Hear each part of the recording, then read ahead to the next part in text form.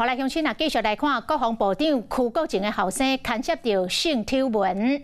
邱国正今仔日是取消掉请假，现身伫立法院，公开向社会大众来道歉悔失礼。邱国正讲，伊已经要求后生都爱坦白诚实来配合着调查。另外，针对伊请辞去互总统甲慰留这件代志，邱国正来承诺。 公务绝对袂受到影响，嘛袂去过问调查相关的代志。这个邱国正是一度讲甲脑光啊甜，讲毕竟是家己的后生，后生所点的火，伊嘛爱承担，伊嘛会做后生的靠山，互后生来靠。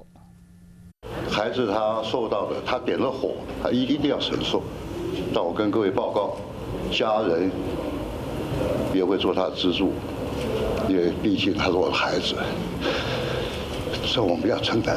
讲话后甜，目屎干目甜，讲到囡仔真唔甘。伫咧国安局任职的后生，拄到建校台国防部长邱国正无闪避，选择正面来回应。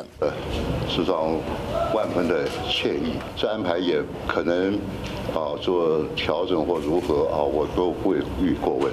讲到后生的代志，态度放真软。邱国正事发了后，请辞阁互人留落来。今仔日嘛取消请假，转来到立院备询，向外界展现伊的决心。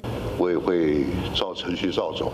我可以保证我公务方面、战训本务方面不会有所疏忽。不过争议唔那即层，到质询台顶，立委无问叔叔，针对邱国正和后生伫咧办公室的相片为倒位来，爱国防部有一个交代。这张照片当然那天我也疏忽。至于怎么样拍、怎么样流出去，这也是在这个立案调查当中的一环。所以我这个地方我虽然了解，但我没有办法跟委员做那么详细的说明。 承认家己有疏失，不过像是了白啊，还等调查的结果出来，条件报告出来时，国防部长已经换人做，接任的人选包括顾立雄、黄曙光、甲李仲伟，拢互点名。我没有任何设定讲，好像哪一个妥当不妥当，没有，抱歉。跟小美进去要提到国防部。反正目前的状况，未来的重点要跟他做说明。 对接任的人选无评论，不过后生红野了，邱国正希望各界卖加做联想，强调一切依法处理。Hello， 我是雷亚，想要抢先掌握最及时的新闻资讯吗？赶快订阅、按赞、开启小铃铛，锁定华视新闻 YouTube 频道。